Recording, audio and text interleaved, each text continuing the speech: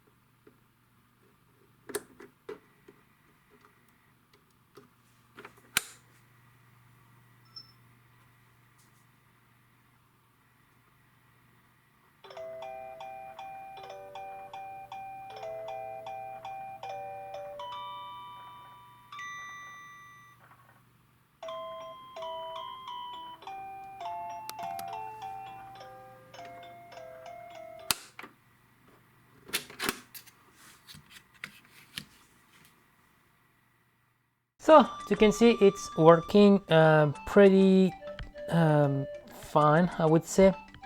I had an issue with the back pin here because I smashed the retention here, the same position here. I totally smashed it, so I didn't have any contact, so it wasn't booting. As you can see, I got some issue with the SuperFX 2. I don't know why. It's either the decoding here or maybe the chip which is not fast enough. It's supposed to be a 27C 800 100F, if I remember, if I can read correctly, because it's the select screen is already gone. But so I don't know why I have that, but the proof of concept is there. There's major issue, I would say. It's working with 8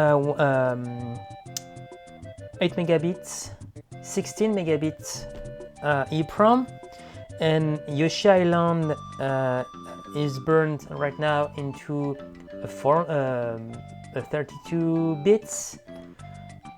The thing is, all my efforts are in vain, because I'm going to put a screenshot from the video you just saw. The address A21 and A22 are grounded directly on the PCB. They are not linked to the SuperFX, so you physically cannot have 32 megabits EEPROM games. This is not physically possible, so all my efforts are kind of in vain, because sure, you can burn a game if you have only 27C 322 chips or EEPROM. You can use them and you will have like the switch here to properly, but you have to expand the game, and basically this is a 16 megabit game expand to 32 but read only at 16, so yeah, it's kind of useless. So already, if you're following me on Twitter, I've already explained what's going on. Vitor say is fine because it is like the 8 bits and this 16 bits RAM are the only one you can find in Brazil, because it's complicated to have electronic stuff, even more with the pandemic. But this is still a bummer, because basically what's the only thing is doing my switch is going to 5 volt or ground on pin 821. So yeah, well, I'm pretty down right now, because I was really expecting like making 32 megabits game, and so Vitor could be like making amazing stuff, but basically you can just use I think it's 29F160 chip, and with a really smaller adapter. But at least I could say for a debug card, a dev card, this is still relevant. But aside from that, I'm going to publish the PCB at the end for sure, but aside from that, you have no reason to use this, and yeah, it's a kind of bummer. So anyway, this is not the end for this video. This is only the part 1. The part 2, just following, I wanted to add something. One of the first video I made on this channel was about overclocking SuperFX 2. The first one was already complicated one where you have to change some configuration directly on the ROM file to set the SuperFX configuration to a certain way, so you can have like a brute force. I think it's 52 megahertz, if I remember correctly, and after that I realized it's complicated, and just replace the whole circuit with just a 25 megahertz oscillator is more than enough. 25, 26 I think still working, and I had issue with 27. The thing is, I would like to test and investigate and give to Vitor the ability to check what if some game just need just a little more speed, still at 60 FPS, because right now, as you, if you know how SuperFX games are programmed, they are not time-based, they are frame-based, which means when you overclock, the game is speed up. It's not, you don't have more frame. The frame are rendered faster, so the game seems more fluid, but in fact it is like slightly speed up. So if Vitor is able to make some game time-based, so targeting 60 frames per second, maybe we can have some overclocking here and there, either to help him to have this goal or to give more power to do something else. So if you check this PCB, you can maybe find it similar. This is a DFO. This was supposed to be a DFO especially designed to replace the circuit on the SuperFX. The thing is, I've based my work on a GSU1. It was for Stone Rest FX from my previous design with directly the oscillator. And on this PCB, this is kind of different. The output is different. I was expecting the output to be, I think it's on the bottom here. I think the 5 volt is somewhere here, and ground here, and ground here. The thing is, as we can see, the plus 5 volt is on this pin. Ground are here, and the output is not even this one. It's another pin. So yeah, another PCB to the trash. So I'm just going to use the classic DFO. As you can see, it was just a remapping. You can see the adapter for the 3.3 volt and the 1.8 volt, the CDC-EX, sorry, and after the all the output and the crystal here. So it's more on the Mega Drive one, the Mega Drive Genesis DFO one, with the SMD, really thin SMD crystal. So I'm just going to use that. We'll need to make a special profile to program it, because most of the DFO you will find are for Genesis, PlayStation 1. I think you can find profile for the Saturn and correct frequencies for the Saturn. I think you got one also for the Neo Geo. So yeah, I will have to program one, because I want the original speed, which is 21.44 or something similar. So yes, I'm not sure if you're going to see it, but yeah, there you go, 21.44 megahertz. And I think I'm going to be safe and use 25. So with similar to this side, I will put a switch here, probably double-sided tape this one somewhere, so not making contact anywhere. The clock is going to be somewhere between that. I think the output is there, and you're going to a coil and then a resistor. So clock is going to be somewhere there. We have some wire to plus 5 volts and ground, and then the switch is going to be there, and with also plus 5 volts and ground for low or high. And then I will have to test if I see any differences. I could reuse Doom because SuperFX 2 have some flickering effect, but basically this is how it's going to work. So yeah, let's do this.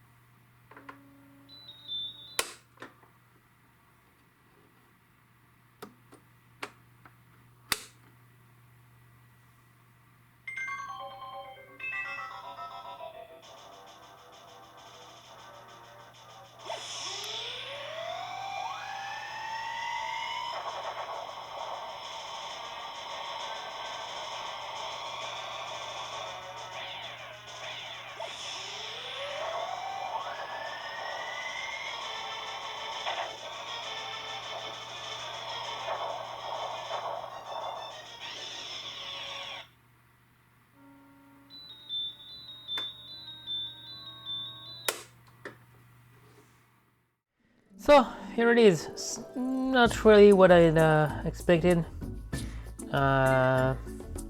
If I did my homework, I should have checked before that the SuperFX is not supporting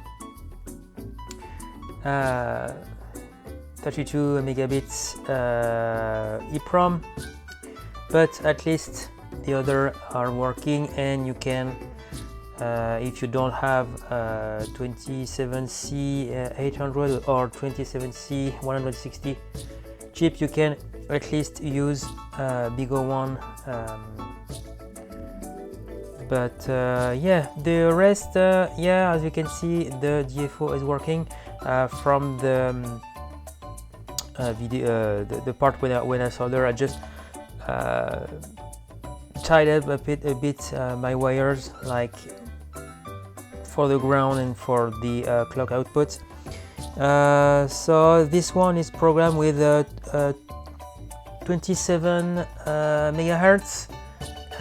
Right now, it's when it's grounded, it's switched to the overclocked part, and there on the 5 volt, this is the original. So think I'm going to burn other game for Vitor and ask him for his shipping address and send everything to him. I'm still going to publish this adapter. It's working. I don't know, maybe someone creative will be able to use, like, put 2 games on 32 megabits chips, and with the switch maybe you can, I don't know, this is something maybe I could test, but yeah, anyway, the adapter is working. The main idea to make a dev card is there. I've already talked about the issue, not really issue, but the non-working state of bigger EEPROM with Vitor. Is fine with that. So yeah, kind of bummer, but the DFO is working. I'm pretty happy about that, and I don't think I'm going to make an adapter like the original one was supposed to be, something like that. But honestly, as you can see, this is really simple. You pick up the 5 volt here, you get the ground everywhere, you can put the switch here, and the output is just there. So really straightforward, double-sided tape, and it's fine. Honestly, it's fine. So yeah, anyway, thank you for watching. I hope you like it, and see you soon.